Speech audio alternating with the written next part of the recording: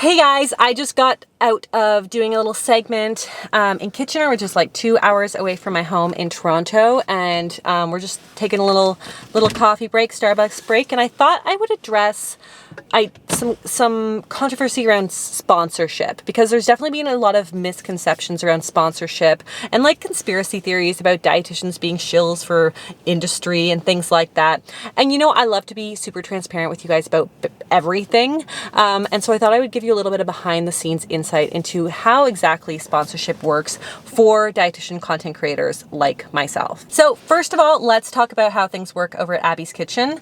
As a general rule of thumb, I keep my sponsored content to no more than 25% of my total content calendar across all my platforms, YouTube, my blog, my Instagram, etc., TV, magazines, whatever. And so all of my content, both my sponsored and unsponsored, I make decisions about what I want to post based on a few really simple pieces of criteria. One, what am I really excited about and passionate about right now? And two, what is it that my audience is asking for? Now, if you go over to my blog, Abbey's Kitchen, you'll see I cover a lot of different things, a wider range, I would say, than I cover on my channel here, because I have such a more diverse audience, I think, on my blog. I have a lot of different interests, and also my audience are very inquisitive and they have a lot of interests as well. Yeah, like the mom recipes or the baby recipes may not apply to you if you're like past that mom stage, or you're not a mom, or you're not a parent, you're not feeding little ones. But you know, the vegan recipes might not apply to that busy mom who's just like struggling to feed her picky toddler who only wants to eat grilled cheese. So here at Abbey's Kitchen, I really try to be inclusive and ultimately create really valuable content for everyone and anyone who loves to eat and who loves food. Now, the way it usually works is that I will reach out to a brand that I really admire and kind of talk about working on a specific piece of content with them. Or a brand wants to work with me because we have similar philosophies and those are aligned. And therefore, they will reach out either directly to me or to my agent to talk about that collaboration. In the case of the latter, when a brand is reaching out to me, there's almost always a very specific product, campaign, or piece of content that they're looking at collaborating on. So it's really up to me to determine whether or not that product is something that my philosophy and my expertise is well aligned with. Now, if I don't already know this brand really well, which is rare because I love to eat and I love trying new products and I get new things all the time to check out. But in the case that I'm not really familiar with the product, the first step is I need to try it. I need to evaluate it. And trust me, there are a lot of brands that I say no to, no matter how much money they offer, simply because it does not pass this initial kind of sniff test, the taste test or the nutritional test. One that really stands out to me as an example is Splenda. You know, I don't use Splenda and I don't think it has a whole lot of nutritive value. And so even though they've reached out to me on a number of occasions for a number of campaigns, I've declined because it just doesn't work for it doesn't fit in within my philosophies. It's not well aligned with my brand. So I don't feel comfortable promoting it. I also want to flag that and acknowledge that, healthy for one person is not going to be healthy for another, because I have such a diverse audience watching my content. And I really try to be inclusive of that. And ultimately, healthy is not like a black and white concept. And as a dietitian, my goal is to really help to try to meet people where they are. So yes, of course, like a convenience product may not be as quote unquote healthy as cooking that food from scratch. However, if it helps a family have a relatively balanced meal together as a family, I think that's a huge step in the right direction and definitely something worth promoting. So like I said, it's really about meeting people where they are in their journey towards better health. So next I want to talk about the actual content itself. Of course, brands will have some things that they want me to get across. However, I am super vocal about exactly how I want to incorporate a brand in my content and exactly, how I want to talk about it. All of my content is 100% evidence-based and well aligned with my personal and professional opinions. It is not fed to me by a brand. Hard stop. So no, dietitians are not just puppets for industry. In fact, I would never say that a certain food is essential for health. And I would never claim that, you need to follow one type of diet in order to be healthy. I really try to be inclusive. And I think that the brands that I work with really reflect that. So one week I might be working with a yogurt brand, and then the next week, of course, I might be working with a, vegan faux meat company. I have no agenda here as long as it meets that basic criteria of, my nutritional and taste tests. I also want to flag that, despite a lot of like conspiracy theories and things like that are floating around, the messaging that I get from brands is never extreme. It's usually something like yogurt is rich in calcium and probiotics or something like that. It's totally benign and fact-based ultimately.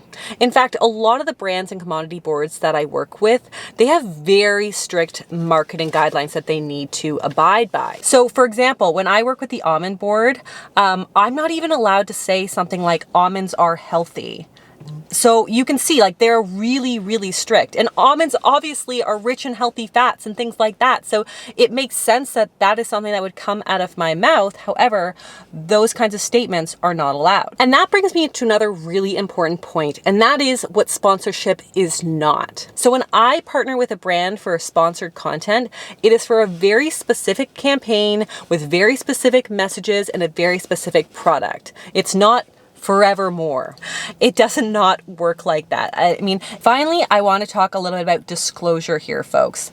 Now, I am a stickler for disclosure. So anytime I work with a brand, that relationship is always disclosed. So the FTC, which is the Federal Trade Commission, which aims to protect the public from, false advertising and marketing campaigns and things like that, have stated that any influencer working with a brand needs to disclose the relationship verbally in a YouTube video at the beginning and at the end of the video. They needs to be in the description at the top of the video so that people can see it without having to scroll. It needs to be, you need to say sponsored or add in any social media post. You need to tag the brand and use the branded content tool.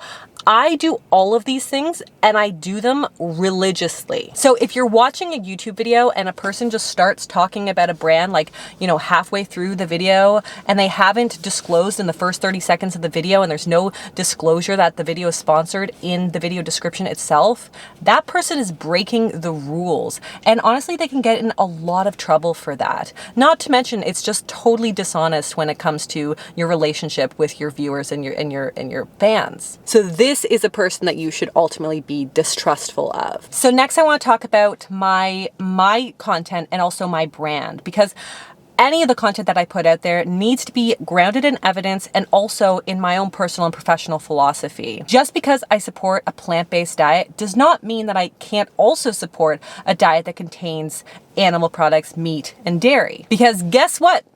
Both can be healthy and balanced, or both can be unhealthy and unbalanced, as a lot of my What I Eat in a Day reviews have shown. That isn't contradictory. That is me being inclusive, and ultimately that is my brand. So I would never say, hey, one week chicken is essential for building muscle, and then the next week tell you that chicken is bad. You've never heard me call out a food as being bad and then the next week promote it because I was being paid to. It's never happened and it won't ever happen. So ultimately, I never contradict myself with sponsored and unsponsored content because ultimately my brand is very clear. All foods can fit. I support people with a wide range of dietary patterns, and I say it all the time, you do you, plant-based, carnivore, something in between, a combination, whatever works for you works for me. Personally, I know I have a bit of a flexitarian diet, if you want to label it, but I've been very open and hopefully as unbiased as possible talking about the benefits of a plant-based diet. And I've talked about that here. I've talked about that in legit every single video. I've also been very open and honest about the fact that I am not vegan. So my brand isn't vegan, and my brand isn't even flexitarian.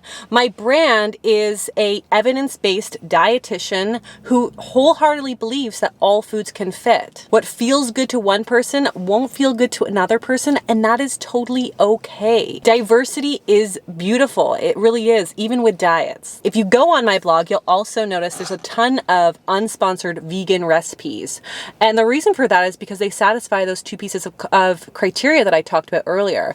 This is something that I'm interested in because I'm excited about eating more plant-based, and this is something that a lot of my audience is interested in as well. That's it. And if you don't like vegan recipes, That's why I also create a lot of non-vegan recipes, things like the casseroles and the sheet pan meals and the things that are great for families, because that is another popular request and also something that I'm into as well. Here's the bottom line.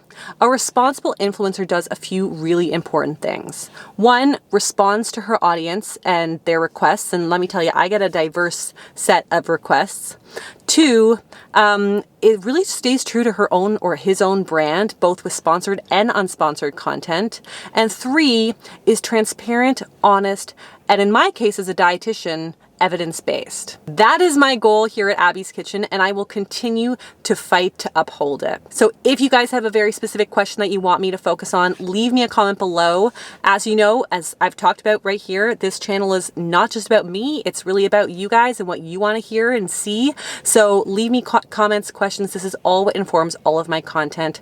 Don't forget to like this video, subscribe, share it, and I will see you next time on Abbey's Kitchen. Bye.